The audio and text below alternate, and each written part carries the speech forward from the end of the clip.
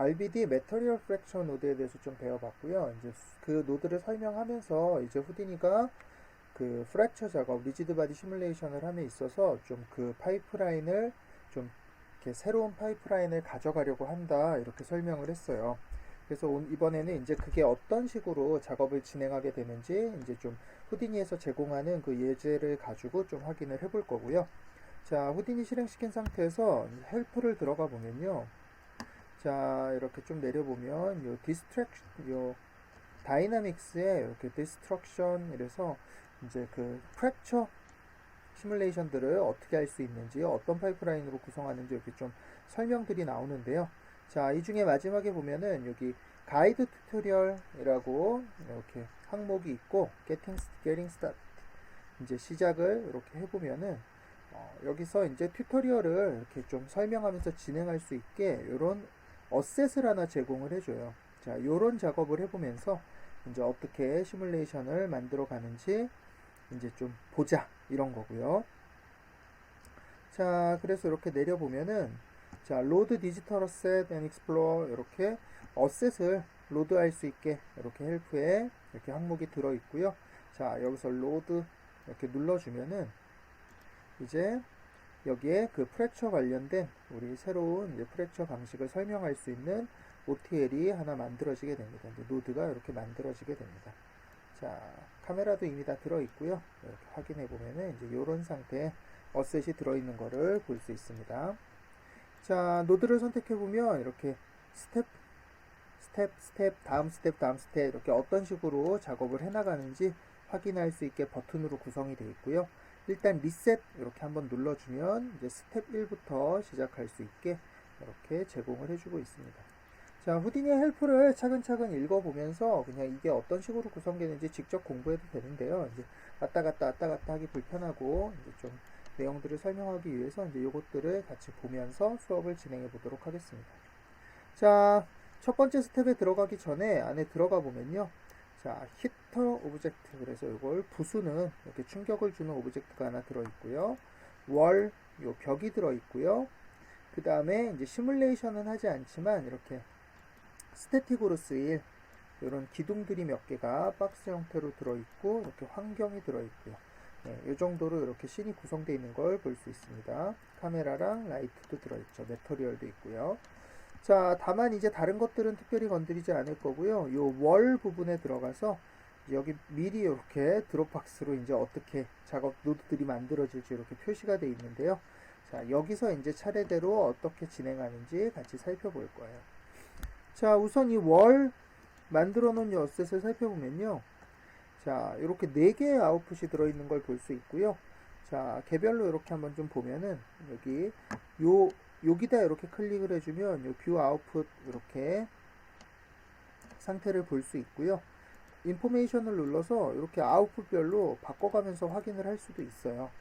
자, 그리고 아웃풋 1 이렇게 보니까 이렇게 있고요. 또 아웃풋 2 이렇게 가보면 또 다른 거 뭐 이런 식으로 이렇게 정보들을 확인할 수 있고요.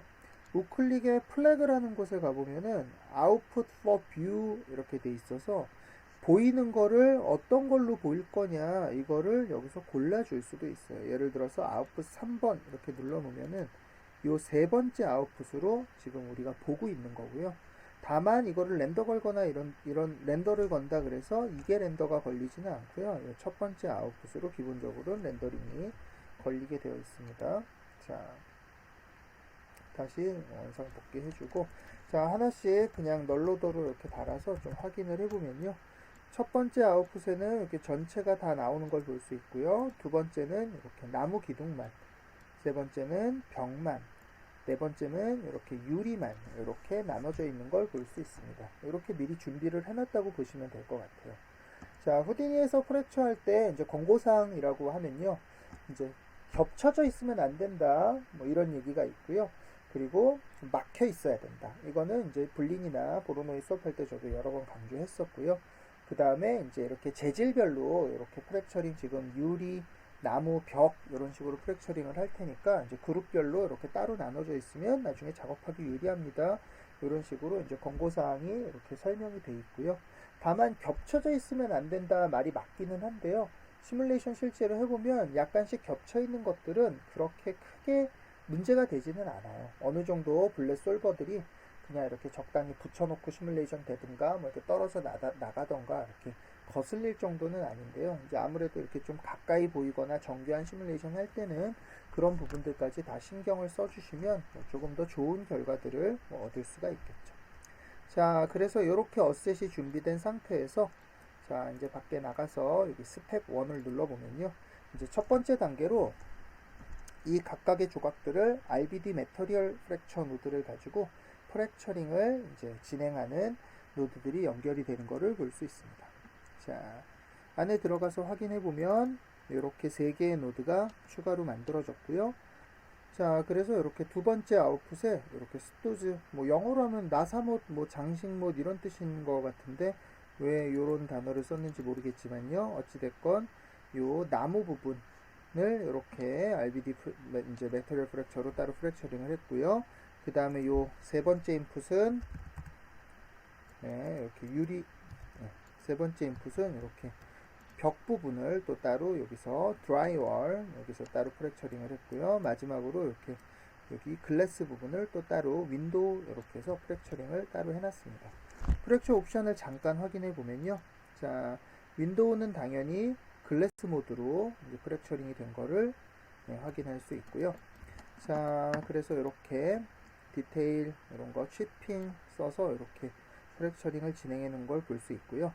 자, 여기서 좀 특이사항 중에 하나는 여기 프랙처 네임스페이스라는 데 체크가 돼 있어서 이렇게 윈도우라고 이름을 적어줬어요. 자, 요게 이렇게 적어주면은 피스 이름을 만들 때 네임 어트리뷰트에서 이렇게 피스 000 이렇게 자동으로 들어가는 번호 외에 앞에다가 이렇게 네임스페이스를 추가로 붙여주게 되고요. 그래서 이제 다른 여러 개의 프랙처들이 섞였을 때 이름들을 구별해주는 역할을 하게 됩니다. 자, 조각 이름에 000 이렇게 붙어 있고요. 혹은 0020 뭐 이렇게 붙어 있는 거는 자, 첫 번째 0은 요런 큰 조각에 붙어 있는, 두 번째는 요거에 각각, 또 세 번째는 여기에 또 요런 치핑 조각들 이런 식으로 덩어리 묶음별로 이렇게 단계별로 이렇게 하나씩 번호들이 붙여지는 식으로 매겨져서 이제 혹시라도 뭐 이 덩어리만 따로 구별하거나 뭐 요 조각만 따로 좀 구별하거나 뭐 이런 일들이 생길 때 저 넘버링을 가지고 좀 유용하게 사용할 수도 있습니다. 어찌됐건 이제 개별 이렇게 네임 어트리뷰트를 붙여준 거고요. 자, 그래서 유리 같은 경우에는 보시면은 치핑이 돼 있고요. 뭐 크랙 옵션 잡혀 있고 임팩트 포인트 1개 이렇게 사용하고 여기에 이렇게 윈도우 이름을 적어줬고요. 좀 특이사항이 있다면 컨스트레인트를 사용하지는 않았어요. 그러니까 자, 여기 컨스트레인트 네트워크에 널로드를 달아서 확인을 해보면 실제로 이렇게 들어있기는 하지만 이렇게 미들 클릭을 눌러보면 네임 어트리뷰트 그 컨스트레인트 네임, 컨스트레인트 타입 이런 어트리뷰트들이 빠져있기 때문에 실제로 시뮬레이션을 할 때 이 컨스트레인트가 적용되지는 않아요.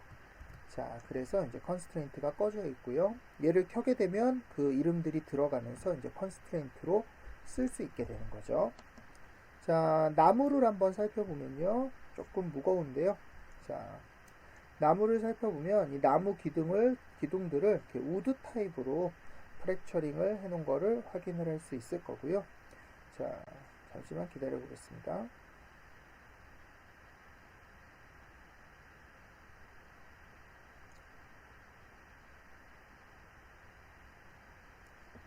자, 이렇게 우드 타입으로 이렇게 쪼개놓은 걸 볼 수 있고요. 역시나 네임스페이스에 스투즈 이렇게 적어줘서 이렇게 개별로 앞에 스투즈라는 네임스페이스가 붙어 있는 걸 볼 수 있습니다. 자, 나무 같은 경우는요. 자, 지금 보면은 조각이 하나, 둘, 셋, 넷, 다섯, 여섯, 일곱, 8개가 이렇게 따로 붙어 있죠. 그래서 이때 여기 프랙처 퍼 피시스 이렇게 조각별로 프랙처를 따로 해라 이렇게 체크가 돼 있으면요.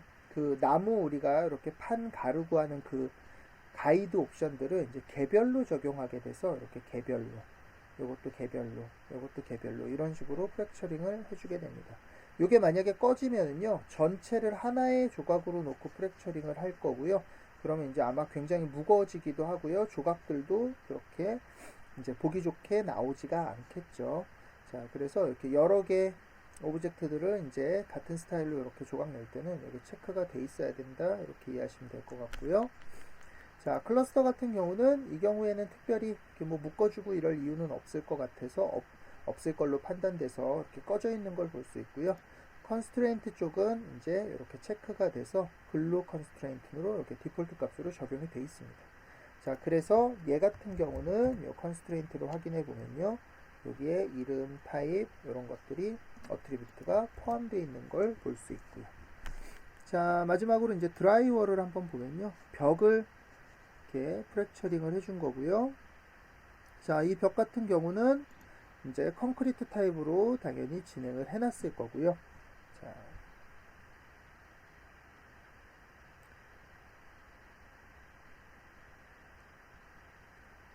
자, 여기에 좀 특이사항이 있다면요. 여기도 물론 네임스페이스 사용을 했고요. 자, 디테일 가보면은 요 디트라이앵글레이트에 디폴트로 보통 이렇게 올 폴리곤 이렇게 돼 있으면은 자, 얘들이 디트라이앵글레이트 삼각형을 만들지 마세요. 뭐 요런 뜻이거든요. 그래서 이렇게 삼각 폴리곤으로 전부 만들어 주는 게 아니라 얘들이 이렇게 그냥 원래 모습대로 이렇게 프랙처링이 이제 만들어 주는데요. 이제 이렇게 될 경우에는 나중에 추후에 뭐 추가 조각을 낸다던가 또 따로 블링 프랙처로 처리한다거나 이런 경우에 좀 문제들이 생길 소지가 있어서 안전하게 이렇게 노우 폴리곤이나 아니면 바뀌지 않은 그 언체인지드 폴리곤, 그러니까 프랙처링을 할 때 영향을 받지 않은 것만 디트라이앵글레이트를 하거나 뭐 이렇게 설정을 해주는 게 뭐 이후 공정에서 조금 더 안전하다, 뭐 이렇게 설명이 되어 있고요. 이거 관련돼서는 저희가 이렇게 지진 작업할 때도 한번 확인을 이제 해봤었죠. 그래서 여기도 이제 블린 프랙처의 알고리즘이 들어가 있기 때문에 이렇게 같은 옵션으로 이렇게 들어가 있는 거고요. 자, 그랬을 때 물론 이렇게 봤을 때는 크게 문제가 없기 때문에 그냥 이렇게 진행하셔도 뭐 크게 상관은 없습니다. 자, 그래서 이렇게 트라이앵귤레이트로 이렇게 셋업이 되어 있고요. 역시나 컨스트레인트가 이렇게 포함이 되어 있고요. 그래서 이렇게 세 개의 재질별로 따로 프랙처링을 이렇게 진행을 해줬습니다. 자, 그러면 이제 이렇게 진행된 프랙처를 어떤 식으로 시뮬레이션 돌리는지 이제 한 번씩 이제 진행을 해보면요. 자, 스텝 2를 눌러보면은 자, 이제 이렇게 프랙처링 된 것들을 하나로 합쳐야 되겠죠. 같이 시뮬레이션 해야 되니까요. 그런데 컨스트레인트도 있고요. 여기 보면은 프록시도 있고 하이폴도 있는데 전부 각각 합치기가 어려우니까 이렇게 RBD 팩 노드를 이용해서 이렇게 이 세 개를 패킹을 해서 이렇게 합쳐주고요. 합쳐줄 때 얘랑 서로 겹쳐지거나 이제 이제 이렇게 섞이지 않게 하기 위해서 네임에 이렇게 $OS로 체크를 해주면요. 이제 컨스트레인트랑 프록시의 지오메트리가 RBD 타입이라는 어트리뷰트에 이렇게 이름이 적혀서 패킹이 되고요. 거기에 RBD 네임이라는 어트리뷰트로 요 팩된 요 이름이 이렇게 기입이 된다고 생각하시면 될 것 같아요. 그래서 윈도우, 스투즈, 이렇게 나무, 그 다음에 여기에 드라이월, 벽, 이렇게 패킹들이 세 개가 네임과 RBD 타입이 들어가서 이 세 개를 머지 해줘서 이렇게 프랙처들을 전부 다 하나로 합쳐줬습니다. 자, 그렇게 해서 이제 프랙처가 준비가 됐고요. 이제 그 옆에 여기에 이렇게 부딪히는 히팅 오브젝트 하나를 더 준비를 해줄 건데요. 자, 스텝 3 이렇게 눌러보면 요 옆쪽에 이제 이렇게 아까 히팅 오브젝트로 만든 요 스피어를 이렇게 가져왔고요. 그리고 여기에다가 그냥 초기값 부스로 이렇게 벨로시티를 그냥 만들어서 넣어놨어요. 그러니까 이니셜 벨로시티로 그냥 움직이게 하려고 그래요. 자, 그 다음에 이제 구별하기 위해서 그룹으로 이렇게 이렇게 그룹을 만들어줬고요. 같이 시뮬레이션 돌릴 거니까 얘도 네임 어트리뷰트를 이렇게 지정해서 넣어줬습니다. 얘는 네임 어트리뷰트가 히터겠죠. 자, 그리고 얘도 여기다 같이 합치기 위해서 팩을 해주고요. 팩을 할 때 컨스트레인트는 사실상 필요가 없으니까 이렇게 비워두면 되고요. 이제 프록시 지오메트리 같은 경우는 굳이 프록시가 따로 필요하진 않으니까요. 그냥 자기 지오메트리를 양쪽에 넣어서 이렇게 팩을 해준 다음에 여기도 물론 이렇게 네임 어트리뷰트로 이렇게 프랙처 언더바 팩 히터 이렇게 이름을 지어줬네요. 그래서 이렇게 만들어진 거를 다시 머지 이렇게 해서 이제 액티브로 시뮬레이션 할 지오메트리들을 모두 이렇게 합쳐서 넣어 놨습니다. 자, 이제 프랙처들을 전부 다 만들어서 제작해서 합치는 과정까지 진행을 해봤는데요.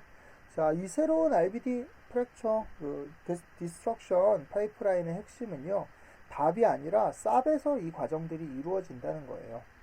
자, 스텝 4를 눌러보면은,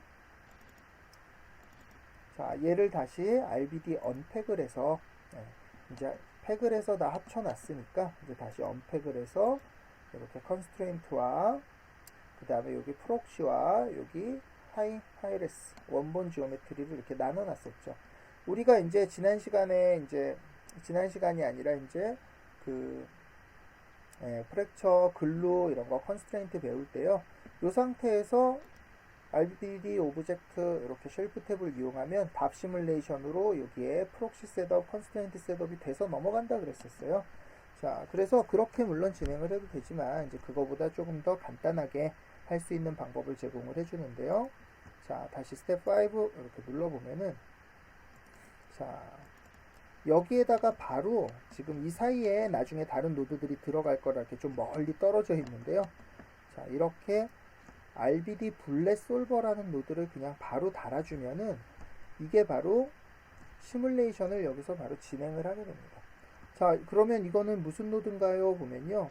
안에 이렇게 들어가 보면 우리 쌉솔버 들어갔을 때처럼 이렇게 여러 개를 타고 들어가는데요. 이렇게 확인을 해보면 이 안에 이렇게 블렛 솔버, 여기 블렛 오브젝트, RBD 오브젝트 뭐 이런 답 시뮬레이션에 필요한 답 노드들이 이렇게 답 네트워크에 이미 만들어져서 들어있고요. 자, 그래서 그 들어있는 시뮬레이션 솔버를 가지고 쌉에서 그냥 계산을 해주는 거예요. 자, 그런데 그렇게 답만 있냐? 그러면 그렇지 않고요. 여기 가보시면 수많은 노드들이 막 이렇게 섞여서 노드들이 이렇게 연결이 되어 있는 걸 볼 수 있죠. 그리고 이 안에 이제 또 답 네트워크가 들어있고요. 그러니까 그냥 단순히 이 RBD 블렛 솔버라는 노드는 그냥 시뮬레이션만 하고 있는 게 아니라 여러 가지 프랙처에서 생기는 뭐 문제점들이라던가 뭐 여러 가지 변수들 이런 것들을 여기서 전부 다 이렇게 뭐 조절들을 해주고요. 문제들을 해결하고 이런 여러 가지 뭐라 그러죠? 그런 프로세스, 포스트, 프리 프로세스들을 진행해서 이렇게 쉽게 프랙처링 시뮬레이션들이 이루어지게 해주는 노드라고 생각하시면 될 것 같아요. 자, 그리고 우리가 답에서 봤던 그런 파라미터들이 전부 이 노드의 파라미터로 이렇게 나와 있어서 보면은 솔버, 컨스트레인팅 관련 옵션, 임팩트, 가이드 시뮬레이션, 어드밴스, 뭐 비주얼라이즈 뭐 이것저것 이제 옵션들이 밖으로 나와 있어서 우리가 실제로 답에서 노드를 달고 파라미터 조절했던 것들을 이 노드의 파라미터에서 조절할 수 있게 그런 식으로 구성을 해놨다고 생각하시면 될 것 같습니다. 자, RBD 블렛 솔버 노드에는 이렇게 입구가 두 개가 더 있는데요. 자, 여기 가이드 시뮬레이션 요거는 조금 다른 종류의 기능이라 요거는 일단은 빼둘 거고요. 자, 요 네 번째 보면은 컬리전 지오메트리 인풋이라고 돼 있어요. 그래서 이렇게 액티브 시뮬레이션 외에 우리가 스태틱 오브젝트들을 여기에 이렇게 넣어주면은 이렇게 블렛 솔버에서 확인해 보면 이렇게 네 번째 인풋에서 들어온 것들을 스태틱으로 그리고 나머지를 액티브로 이렇게 시뮬레이션 할 수 있는 거를 볼 수 있습니다. 자, 그러면 일단 한번 간단하게 한번 플레이를 좀 진행을 해보면요. 네, 사실상 아직 셋업이 다 돼 있는 건 아니라서 자, 이렇게 공이 속도를 받아서 날라오고요. 이 벽은 바닥이 없으니까 그냥 아래로 당연히 떨어지겠죠. 이렇게. 그리고 자세히 보면은 유리는 컨스트레인을 안 넣어놨기 때문에 부딪히기 전에 아마 조금씩 깨지고 있을 거고요. 지금 티가 나지는 않지만 같이 떨어져서 그냥 6프레임 아까 보니까 조금 티가 나죠. 5, 6 네, 여기 보면 살짝씩 네, 금이 조금씩 가고 있고요. 네, 컨스트레인트가 없으니까 7 그리고 이제 부딪히는 순간에는 이제 이쪽들은 컨스트레인트들이 이제 깨지면서 이렇게 시뮬레이션 되는 거를 볼 수 있습니다. 자, 우선은 바닥이 필요한데요. 자, RBD 블렛 솔버에 보면은 노드에 보면 솔버 탭에 블렛 오브젝트, 컬리전, 그라운드, 폴스 이렇게 되어 있는데요. 이 폴스 노드가 바로 우리 그래비티 폴스의 이 그래비티가 파라미터로 빠져 있는 거고요. 추가로 드래그나 뭐 드래그 스핀 이런 노드들도 같이 제공이 돼 있어서 이렇게 좀 추가를 필요하면 체크해서 넣어줄 수 있고요. 컬리전 같은 경우는 이제 유즈 컬리전을 씁니다. 그래서 요 네 번째 인풋에 들어오는 거를 컬리전으로 사용하고요. 컨벡스 헐로 할지 뭐 컨케이브로 할지를 여기서 결정을 해주면 되고요. 애니메이티든지 뭐 스태틱인지 이것도 여기서 골라주면 되겠네요. 그리고 피지컬 값 이런 것들이 기본으로 일루 다 파라미터로 나와 있고요. 자, 그 다음에 바닥을 이렇게 추가해주기 위해서 우리는 이제 그라운드 플랜을 항상 달았었는데 마찬가지로 그냥 그라운드 탭이 있어서요. 그라운드 플랜 이렇게 추가해주면 바닥이 자동으로 이렇게 만들어지게 돼요. 그리고 위치나 이런 거 조절도 해줄 수 있고요. 자, 블렛 오브젝트도 우리 여기 보면 오버라이트 어트리뷰트 뭐뭐 해줄 건지, 그 다음에 컬리전 패딩이나 요 스레졸드 우리 블렛 슬리핑 관련된 옵션들이었죠. 물리 속성들 이렇게 다 제공하고 있어서 자, 여기서 이제 우리가 솔버에서 조절했던 것들 거의 대부분을 조절할 수 있고요. 타임 스케일, 서브 스텝, 뭐 이터레이션 값 여기 있고 리셋 시뮬레이션 들어있고요. 그러니까 우리가 주로 쓰는 그런 여러 가지 기능들이 전부 다 이렇게 파라미터로 빠져 있다고 보시면 돼요.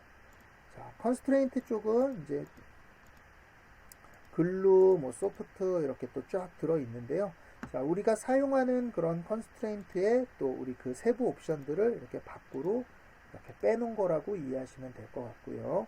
자, 나머지들은 이제 차근차근 필요할 때마다 이제 보도록 하겠습니다. 자, 다시 이제 땅을 만들었으니까요. 솔버에서 이렇게 그라운드에 땅을 만들었으니까 이렇게 플레이를 다시 해보면 이제 더 이상 무너져 내리지는 않고요. 스피어는 이렇게 지나가서 부딪히면서 네, 이렇게 조각나면서 이제 그 뭐죠? 컨스트레인트들이 쪼개지는 거를 볼 수 있습니다. 자, 이렇게 이제 프랙처링을 좀 간단하게 하는, 어떻게 보면 담로도 없이 이렇게 쌉에서 진행하는 방법이 이제 최근 후디니에서 제공하고 있는 이런 방법이고요. 자, 지금 이제 이 이후에 어떤 식으로 이 시뮬레이션들을 수정해 나갈지 이제 또 같이 보도록 하겠습니다.